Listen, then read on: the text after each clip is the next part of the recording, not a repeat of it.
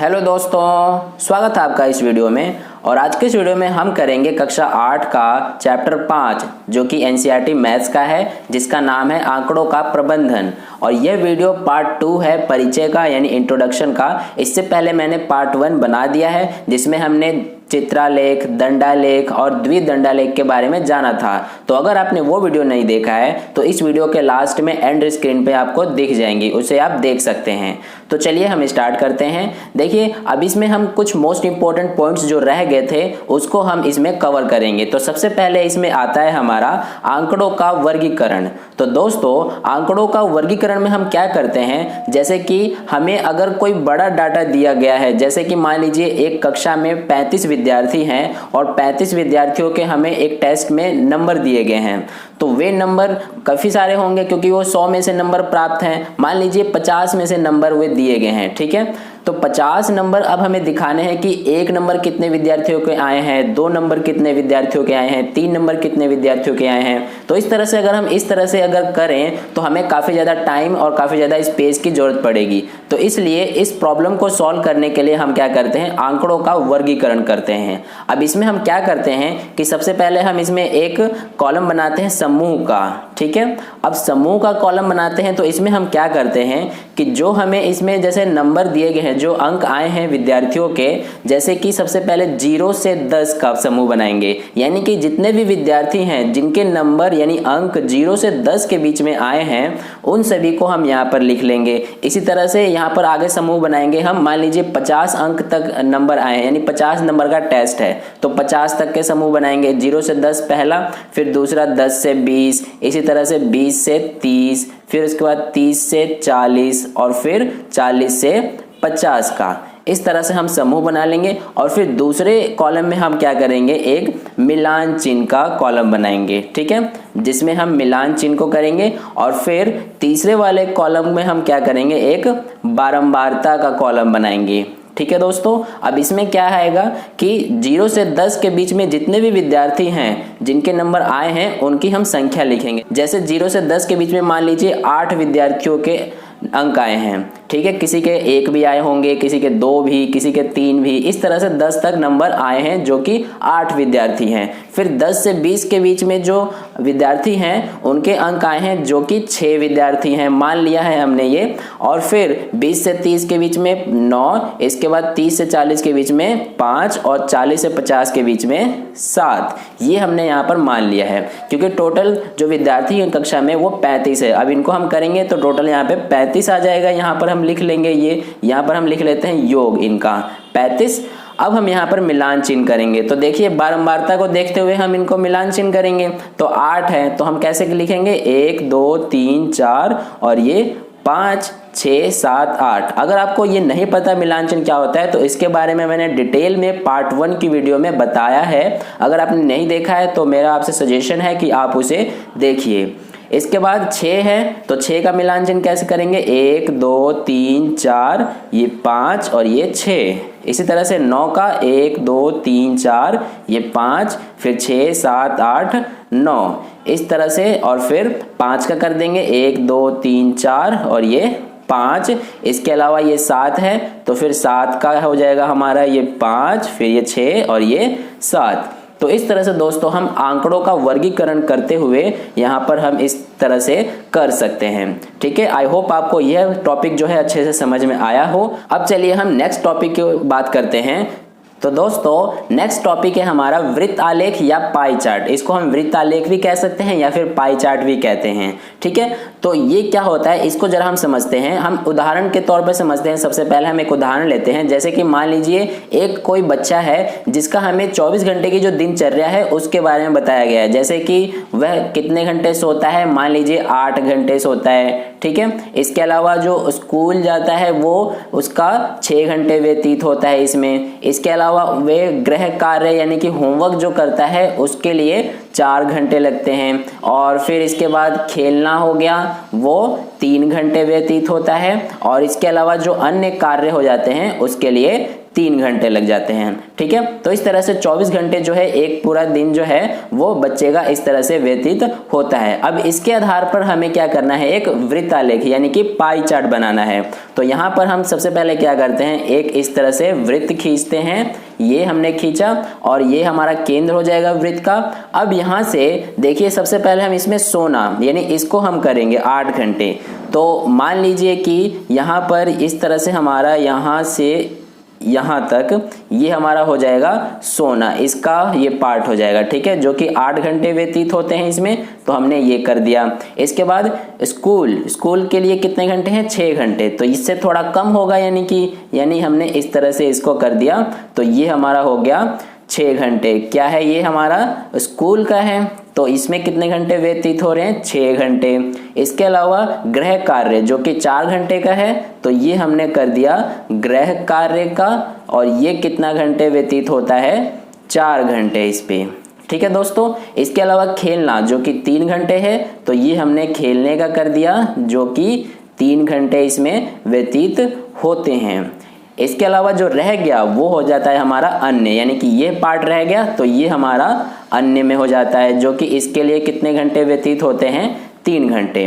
तो इस तरह से दोस्तों हम एक पाई चार्ट बनाते हैं जिसमें हमें जो इन्फॉर्मेशन दिया गया है उसके आधार पर हम इस तरह से पाई चार्ट को बनाते हैं। अब इस तरह से हमने यह जो है एक रफ तरीके से समझा है। अब चलिए हम नेक्स्ट बात करते हैं कि हम किस तरह से किस आधार पर हम पाई चार्ट को खींचते हैं। तो दोस्तों नेक्स्ट बात आती है हमारी कि पाई चार्ट खींचना, यानी कि पाई चार्ट किस तरह से हम खींचते हैं।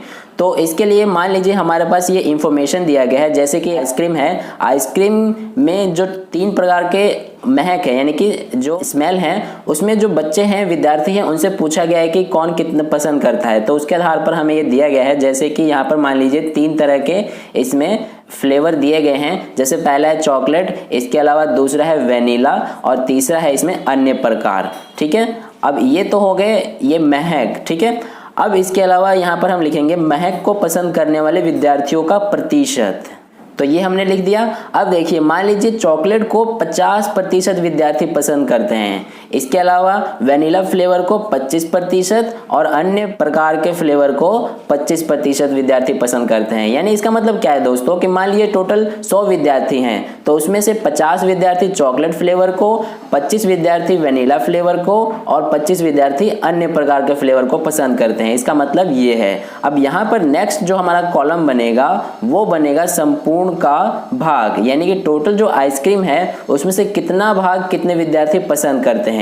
तो इसको हम किस प्रकार से निकालेंगे, देखिए यहाँ पर चॉकलेट फ्लेवर को कितने प्रतिशत विद्यार्थी पसंद करते हैं, 50%, तो यहाँ पर हम 50 लिखेंगे और प्रतिशत हटेगा तो नीचे 100 से भाग होगा और फिर ये हमारा कितना आ जाएगा, 50 एकम 50, 50 दूना 100, यानी कि 1/2 भाग जो है चॉकलेट फ्लेवर को विद्यार्थी पसंद करते हैं। इसी तरह से हम इसका निकाल लेंगे 25 और नीचे आ जाएगा बट्टे में 100, तो ये हो जाएगा 25 एकम 25 और 25 चौक 100, यानी 1/4 जो है वेनिला फ्लेवर को विद्यार्थी पसंद करते हैं। इसी तरह से हम अन्य प्रकार के फ्लेवर के लिए भी निकाल लेंगे, तो ये 25/100 हो जाएगा, तो ये भी हमारा आ जाएगा 1/4 भाग। तो ये हमने कर लिया संपूर्ण का भाग। अब नेक्स्ट जो आता है हमारा कॉलम वो होता है 360 का भाग, यानी कि जो हमारा एक पाई चार्ट बनता है वो हमारा एक वृत्त के रूप में बनता है।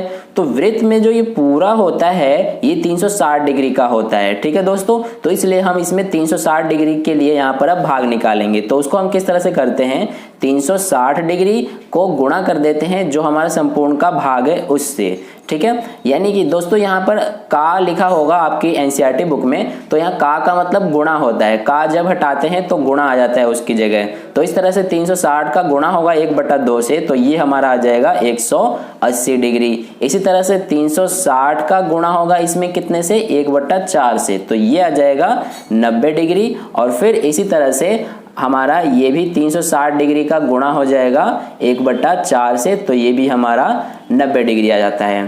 ठीक है दोस्तों, तो इस तरह से हमने यहाँ पर 360 डिग्री का भाग भी कर लिया और इस तरह से हमारा ये जो इंफॉर्मेशन है ये कंप्लीट हो जाता है। अब बात आती है कि पाई चार्ट खींचना कैसे है। तो इसके लिए हम क्या करते हैं कि सबसे पहले हम एक वृत्त खींचते हैं। तो उसके लिए हमें क्या करना पड़ेगा, हमें प्रकार की जरूरत पड़ेगी। तो यहाँ से हम एक वृत्त खींच लेते हैं, जैसे कि इस तरह से मान लीजिए ये हमने एक वृत्त खींच लिया। ये देखिए यहाँ से इस तरह से हमने एक वृत्त खींचा। अब वृत्त का ये हमारा केंद्र है। तो अब हम इसमें क्या करेंगे, सबसे पहले चॉकलेट फ्लेवर वो देखेंगे कितना डिग्री है। तो 180 डिग्री है 360 डिग्री का। तो यहाँ से अब हम क्या करेंगे कि 180 डिग्री का यहाँ पर खींचेंगे। तो वो कैसे करते हैं हम, तो दोस्तों आपको जैसा कि पता है कि 180 डिग्री का कोण कैसे बनता है, एक रेखा पर जो कोण होता है वही हमारा 180 डिग्री का होता है। तो यहाँ से हम होते हुए 180 डिग्री का खींचने के लिए हम क्या करेंगे कि यहीं से सीधी एक हम इस तरह से रेखा खींच लेंगे। ये जो हमारा हो जाता है यहाँ पर ये 180 डिग्री हो जाता है, चाहे वो आप ऊपर करें चाहे नीचे। तो हम यहाँ पर नीचे कर लेते हैं इस तरह से। ये हमारा कौन सा भाग हो जाता है, चॉकलेट का। तो यहाँ पर हम लिख लेते हैं चॉकलेट। ठीक है दोस्तों, ये हमारा हो गया चॉकलेट का भाग। अब नेक्स्ट इसमें बात आती है वेनिला की। तो वेनिला हमारा कितना डिग्री है, 90 डिग्री। तो इसमें हम ऊपर 90 डिग्री खींचेंगे। तो इसके लिए हम क्या करेंगे कि यहाँ पे हम जो केंद्र है, केंद्र से होते हुए यहाँ पे चांदे की सहायता से हम 90 डिग्री का खींच लेंगे। तो ये हम यहाँ से इस तरह से खींच लेते हैं। देखिए ये हमारा हो जाता है 90 डिग्री का। अब चाहे इस तरफ भी कर सकते हैं आप, चाहे इस तरफ भी, क्योंकि इसमें अन्य प्रकार भी 90 डिग्री का ही है। तो यहाँ से हम इसको कर लेते हैं यहाँ पे वेनिला और ये हमारा हो जाता है 90 डिग्री का। अब जो नेक्स्ट रह गया हमारा अन्य प्रकार, तो ये जो बच गया यही हमारा अन्य प्रकार होगा। तो यहाँ से हमारा ये हो जाता है अन्य प्रकार। ठीक है दोस्तों, तो इस तरह से हमारा एक पाई चार्ट बन जाता है। ठीक है, अब चलिए हम नेक्स्ट पॉइंट की बात करते हैं। तो दोस्तों नेक्स्ट पॉइंट आता है हमारा संयोग और प्रायिकता। इसका मतलब क्या होता है कि जैसे आपके पास कोई एक सिक्का है, ठीक है। अब हमें पता है कि सिक्के के दो साइड होते हैं, एक हेड और दूसरा टेल। तो आप चाहते हैं कि उसमें हेड आए, तो हेड आने की क्या प्रायिकता होगी, जैसे हेड तो एक सिक्के में एक ही होता है। तो इसलिए यहाँ पर जो हमें हेड चाहिए उसको एक बार ही आने के चांस होते हैं। यानी कि हम क्या लिखते हैं, जैसे देखिए ये हमारा फॉर्मूला होता है, यानी सूत्र होता है संयोग और प्रायिकता के लिए कि अनुकूल परिणामों की संख्या। अनुकूल परिणाम का मतलब क्या है कि जिसे आप चाहते हैं, यानी कि आप चाहते हैं कि हेड आए, तो हेड कितनी बार आ सकता है एक सिक्के में, अगर एक बार उछाला जाए तो एक बार, तो हम उसे ऊपर लिखेंगे। और फिर नीचे है सभी संभव परिणामों की संख्या, यानी कि जब आप सिक्के को उछालेंगे तो उसमें कितने संभव परिणाम आ सकते हैं, यानी कि क्या क्या आ सकता है, एक हेड या फिर दूसरा टेल, इन्हीं दो में से कोई एक ना एक आ सकता है। तो ये कितने संभव परिणाम हो जाएंगे, दो संभव परिणाम हो जाएंगे। ठीक है, तो इस तरह से हमारा प्रायिकता क्या बनता है हेड आने की कि 1/2। ठीक है दोस्तों, इसी तरह से हम दूसरा एग्जाम्पल समझते हैं। जैसे कि मान लीजिए आपने लूडो का डाइस देखा होगा, तो इस तरह से लूडो का डाइस में 1 2 3 4 5 6 इस तरह से नंबर होते हैं। अब आप चाहते हैं कि मेरा जो नंबर है वो 5 आए, तो 5 कितनी बार आ सकता है, जब आप एक लूडो के प्ले करेंगे तो एक ही बार आ सकता है। यानी कि अनुकूल परिणाम की संख्या कितनी हो जाएगी, 1, और नीचे सभी संभव परिणामों की संख्या, यानी कि कितने परिणाम आ सकते हैं, 1 से लेकर 6 तक आ सकते हैं। यानी कि 1 2 3 4 5 6 संभव परिणाम आ सकते हैं। तो इस तरह से हमारा 5 आने की प्रायिकता क्या हो जाएगी, 1/6। ठीक है दोस्तों, इसी तरह से हम समझते हैं नेक्स्ट। जैसे कि मान लीजिए हमसे कहा जाए कि 4 से कम आने की प्रायिकता क्या होगी, तो 4 से कम कौन कौन सी संख्या हो जाएंगी, एक तो 3 2 1, इस तरह से 3 संख्याएं हैं जो कि 4 से कम है।